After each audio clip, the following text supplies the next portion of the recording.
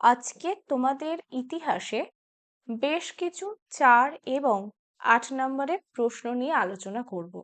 যেগুলো খুব important suggestive প্রশ্ন, এর থেকে তোমরা কমন পাবে। এবং প্রশ্নের সাথে সাথে আমি চ্যাপ্টার গুলোও বলে দেবো কোন চ্যাপ্টার থেকে কোন প্রশ্নটা আমি দিয়েছি। চলো শুরু করা যাক। এবং শুরু করার আগে একটাই তোমাদের কাছে রিকোয়েস্ট, ক্লাসটা বন্ধুর সাথে ঝটপট শেয়ার করে ফেলো। আর যদি হেল্পফুল মনে হয়, ক্লাসটা ভালো লাগে, অবশ্যই একটা লাইক করো। আর প্রথম অধ্যায় থেকে শুধুমাত্র 4 নাম্বার এবং 2 নম্বরের প্রশ্নই আমরা করব। 8 নম্বরের কোনো প্রশ্ন আমরা এখান থেকে করব না। শুধুমাত্র দ্বিতীয় এবং তৃতীয় অধ্যায় থেকে 4, 2 তো থাকছেই, তার সাথে কিন্তু 8 নম্বরের প্রশ্ন করতে হবে দ্বিতীয় এবং তৃতীয় অধ্যায় থেকে। আশা করি ব্যাপারটা বোঝাতে পেরেছি। এর আগে কিন্তু আমি বেশ কিছু ক্লাস করিয়েছি, লিংক আমি ডেসক্রিপশনে দিয়ে দেবো, চাইলে তোমরা ক্লাসগুলো কিন্তু দেখে নিতে পারো। এই ভিডিওটার পর ইম্পর্টেন্ট টপিকগুলোর ওপরে ক্লাস করাবো, এই একটা সপ্তাহের মধ্যেই আমি দিয়ে দেবো। তো সেটা একেবারেই পরীক্ষাকে ফোকাস করেই ক্লাসগুলো আনা হবে। তো তার জন্য কোনো চ্যানেলটা সাবস্ক্রাইব করে অল বাটনটা অন করে রেখো, এবং ক্লাসের আপডেট পেতে হোয়াটসঅ্যাপ চ্যানেলেও গ্রুপেও জয়েন থাকতে পারো।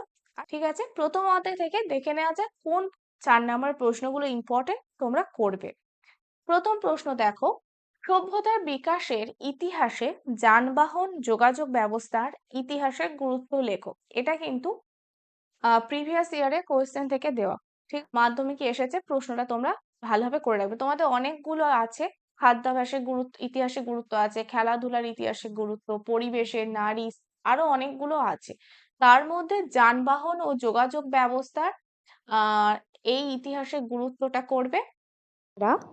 পরিবেশের ইতিহাস চর্চা না করে নারী ইতিহাস চর্চার গুরুত্ব বা নারী ইতিহাসের ওপরে সংক্ষিপ্ত টিকা লেখো, এই প্রশ্নটা করে রাখবে।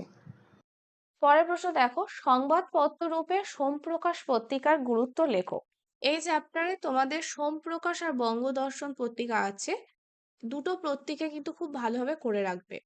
পরের প্রশ্ন দেখো, রবীন্দ্রনাথ ঠাকুরের আত্মজীবনী জীবন স্মৃতি কেন ইতিহাসে গুরুত্বপূর্ণ হয়ে উঠেছে, কিংবা প্রশ্নটা অন্যভাবে দিতে পারে, ইতিহাসের উপাদান হিসাবে জীবন স্মৃতির গুরুত্ব লেখো। তাহলে দুটো পত্রিকা দিলাম এই অধ্যায় থেকে, এবং একটা আত্মজীবনী, আর হচ্ছে দুটো ইতিহাসের গুরুত্ব। চলো এবারে দেখা যাক দ্বিতীয় অধ্যায় থেকে তোমরা কি কি 4 নম্বরের প্রশ্ন করবে। নীলদর্পণ নাটক থেকে 19 শতকের বাংলার সমাজের কিরূপ চিত্র বা প্রতিফলন পাওয়া যায়। ঠিক আছে, বা সামাজিক চিত্র কিভাবে ফুটে উঠেছে এই নাটকের মাধ্যমে, সেটা আলোচনা করো বা ব্যাখ্যা করো। এই প্রশ্নটা কিন্তু ইম্পর্টেন্ট, খুব ভালোভাবে করবে। পরের প্রশ্ন দেখো, চার্লস উডের প্রতিবেদন, বা প্রশ্নটা অন্যভাবে বলতে পারে, উডের ডেসপ্যাচকে এদেশের শিক্ষা বিস্তারে মহাসনদ বলা হয় কেন। এই প্রশ্নটাও খুব ভালোভাবে করে রাখবে। পরের প্রশ্ন দেখো, হুতুম প্যাঁচা নকশা গ্রন্থে 19 শতকের বাংলার কিরূপ সমাজচিত্র পাওয়া যায়। নেক্সট, 19 শতকে বাংলায় নারী সমাজের বিকাশে বামাবোধিনী পত্রিকার ভূমিকা লেখো। এটাও কিন্তু ভালোভাবে করবে। আমি যা যা প্রশ্ন দিচ্ছি একটু এই প্রশ্ন কটাই ভালোভাবে করে যেও, এর মধ্যে থেকেই পেয়ে যাবে। এই অধ্যায় থেকে একটু বেশি 4 নম্বরের প্রশ্নটা দিয়েছি, কারণ প্রচুর 4 নম্বর ইম্পর্টেন্ট প্রশ্ন আছে এই অধ্যায়টাতে। পরের প্রশ্ন দেখো, নারী শিক্ষার বিকাশে ঈশ্বরচন্দ্র বিদ্যাসাগরের ভূমিকা। এটাও ইম্পর্টেন্ট প্রশ্ন, ভালোভাবে করবে। শ্রী রামকৃষ্ণের সর্বধর্ম সমন্বয়ের আদর্শ ব্যাখ্যা করো। এটাও ভালোভাবে দেখে রাখবে। নেক্সট, গ্রামবার্তা প্রকাশিকা পত্রিকা থেকে 19 শতকের বাংলার কি ধরনের সমাজচিত্র পাওয়া যায়। এই প্রশ্নটাও ইম্পর্টেন্ট। পরের প্রশ্ন দেখো, ভারতে পাশ্চাত্য শিক্ষা প্রবর্তনে বা প্রসারে মেগলে মিনিটের গুরুত্ব লেখো। এটাও ইম্পর্টেন্ট আছে। চলো নেক্সট, 19 শতকে বাংলায় সমাজ সংস্কার আন্দোলনে ব্রাহ্ম সমাজের ভূমিকা লেখো। এটাও ইম্পর্টেন্ট। তো যেগুলো বললাম প্রত্যেকটাই প্রশ্ন ইম্পর্টেন্ট। একটা সাহিত্য গ্রন্থ হিসাবে হুতুম প্যাঁচার নকশা, আর পত্রিকা হিসাবে তোমাদের দিয়েছি একটা বামাবোধিনী পত্রিকা, একটা হচ্ছে গ্রামবার্তা প্রকাশিকা পত্রিকা। প্রত্যেকটাই কিন্তু আগের মানে প্রিভিয়াস ইয়ারের মাধ্যমিক পরীক্ষায় এসেছে। তার মধ্যে বামা পত্নীটা একটু ভালোভাবে দেখে রাখবে। চলো পরের অধ্যায় থেকে দেখা যাক। প্রথমে যেটা দিয়েছি সাঁওতাল বিদ্রোহের কারণ, এটা খুব ইম্পর্টেন্ট, ভালোভাবে করবে এই বছরের জন্য। সাঁওতাল বিদ্রোহের কারণগুলি আলোচনা করো। পরে যে প্রশ্নটা দিয়েছি মুন্ডা বিদ্রোহের গুরুত্ব লেখা আছে, এটা হচ্ছে তোমার 9 আকার হবে, ঠিক আছে। মুন্ডা বিদ্রোহে গুরুত্ব লেখো, এটাও কিন্তু ইম্পর্টেন্ট। নেক্সট খুব ইম্পর্টেন্ট প্রশ্ন, নীল বিদ্রোহের প্রতি শিক্ষিত বাঙালি সমাজের ভূমিকা কিরূপ ছিল তা আলোচনা করো। পরের প্রশ্ন দেখো, ফরাজি আন্দোলনে প্রকৃতি লেখো। নেক্সট, বাংলায় ওয়াহাবি আন্দোলনে তিতুমীরের নেতৃত্বে ইংরেজ বিরোধী বিদ্রোহের ব্যর্থতার কারণ বলতে পারে। কিংবা এই যে তিতুমীরের নেতৃত্বে ইংরেজ বিরোধী বিদ্রোহ, এই কথাটা না দিয়ে শুধু বলতে পারে বারাসাত বিদ্রোহের গুরুত্ব আহ ও ব্যর্থতার কারণ লেখো। গুরুত্ব দিতে পারে কিংবা ব্যর্থতার কারণ দিতে পারে। কিংবা শুধু বলে দিল যে টিকা লেখো বারাসাত বিদ্রোহ, ঠিক আছে। তো গুরুত্ব ব্যর্থতার কারণ না দিয়ে বারাসাত বিদ্রোহের প্রকৃতিও দিতে পারে। এই যে বারাসাত বিদ্রোহ, এই বিদ্রোহটা একটু ভালো করে তোমরা পড়ে রাখবে। তো 3 লেসন থেকে অর্থাৎ তৃতীয় অধ্যায় থেকে তোমাদের জন্য 5টা প্রশ্ন ছিল 4 নম্বরে। তো দেখো প্রথম অধ্যায় থেকে তাহলে আমি 5টা প্রশ্ন দিলাম 4 নম্বরে, তার মধ্যে যেগুলো ইম্পর্টেন্ট বললাম সেগুলো কিন্তু খুব ভালোভাবে করবে। যেমন জীবন স্মৃতি, এটা কিন্তু খুব ভালোভাবে করবে। সোমপ্রকাশ পত্রিকার গুরুত্ব, বঙ্গদর্শনে গুরুত্ব, ঠিক আছে। দ্বিতীয় অধ্যায় থেকেও আমি 9টা প্রশ্ন দিলাম, তার মধ্যে যেগুলো আমি খুব ইম্পর্টেন্ট বললাম সেই প্রশ্নগুলো কিন্তু ভালোভাবে রেডি করবে। আর তৃতীয় অধ্যায় থেকে তোমাদের 5টা প্রশ্ন দিলাম 4 নম্বরে। এবারে আমরা কিছু 8 নম্বরের প্রশ্ন দেখব। 5টার মতো 8 নম্বরের প্রশ্ন দিয়েছি, এই কটা একটু ভালোভাবে দেখে যেও।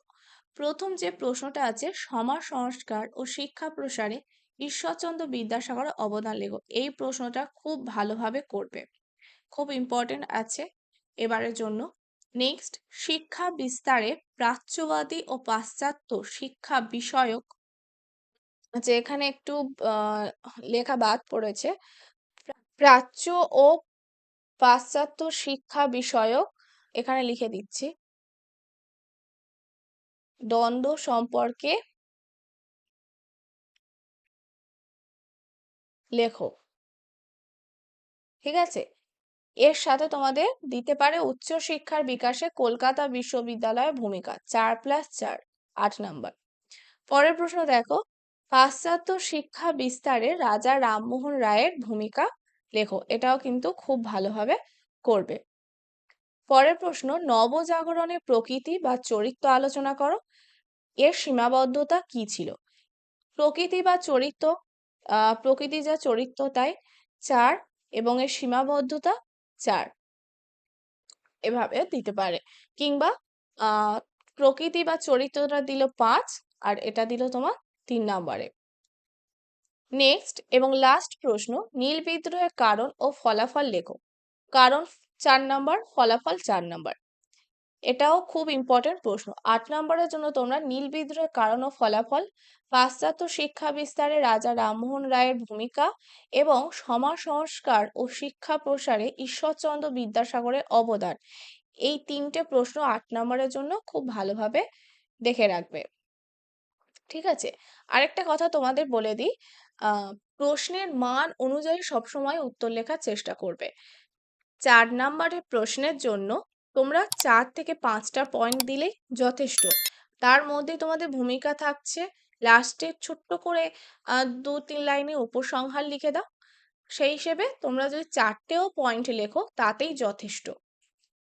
এবং 8 নম্বরের প্রশ্নের ক্ষেত্রে তোমরা ভূমিকা এবং উপসংহার তো ওটা লিখতেই হবে, ওটা বাদ দিয়ে 7 থেকে 8টা যদি পয়েন্ট লেখো তাতেই যথেষ্ট, এর বেশি লিখতে যাবে না। এবং ভূমিকার উপসংহার কিন্তু খুব বেশি বড় করবে না, ছোট করে লেখার চেষ্টা করবে। তো আমি এখানে একটু ছোট করে দেখিয়ে দিচ্ছি, তোমরা দেখে নাও। প্রথমে তোমরা এরকম পয়েন্ট করে ভূমিকা বলে লিখলে, বেশি বড় করবে না ভূমিকা। তারপরে লিখলে, ধরো আমি এটাই বলছি, নীল বিদ্রোহের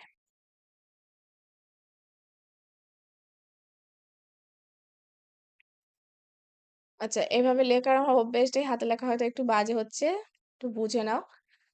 নীল বিদ্রোহের কারণ, ঠিক আছে, এরকম ভাবে পয়েন্ট করে, এভাবে তোমরা পয়েন্ট করলে, তার মধ্যে এবার তোমরা লিখতে শুরু করলে কারণ, 1 নাম্বার যেসব কারণ আছে সেই কারণগুলো পয়েন্ট করলে, করে তার মধ্যে লিখলে। এরকম 2 নাম্বার, 2 নাম্বার যে কারণ সেটা ওরকম পয়েন্ট করলে, করে তোমরা চাইলে এরকম সুন্দরভাবে বক্সও করে দিতে পারো, কি এরকম আন্ডারলাইনও করে দিতে পারো। এর ভিতরে এবার লিখে লাস্টে একদম তোমরা উপসংহার বলে পয়েন্ট করবে, করে লিখে দেবে। কোনো ক্লাস দরকার হয় তাহলে অবশ্যই এটা কমেন্ট করে জানাও, আর ভালো লাগলে একটা লাইক করো। পরের ক্লাসের জন্য চ্যানেলটাকে অবশ্যই সাবস্ক্রাইব করে অল বাটনটা অন করে রেখো।